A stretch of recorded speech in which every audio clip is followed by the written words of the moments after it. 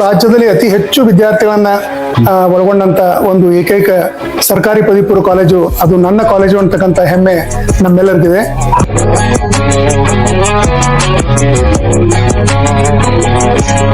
ಪದವಿ ಪೂರ್ವ ಕಾಲೇಜ್ ಬೈಲಹೊಂಗಲದ ವಿದ್ಯಾರ್ಥಿಗಳ ಒಂದು ಸಂದರ್ಶನಕ್ಕೆ ಬಂದಿದ್ದೇವೆ.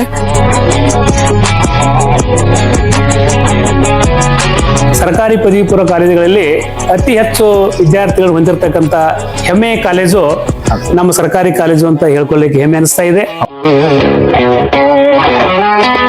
ನಾವೇನ್ ಹೇಳಿದ್ರು ಕೂಡ ಅದಕ್ಕೆ ನೋ ಅನ್ನುವಂತ ಪ್ರಶ್ನೆ ಬರಂಗಿಲ್ಲ. ಹೌದು. ಬಟ್ ಅವ್ರು ಏನ್ ಹೇಳ್ತಾರೋ ಅದಕ್ಕೆ ನಾನು ಕೂಡ ಯಾವ್ದಕ್ಕೂ ನೋ ಅನ್ನೋದಿಲ್ಲ.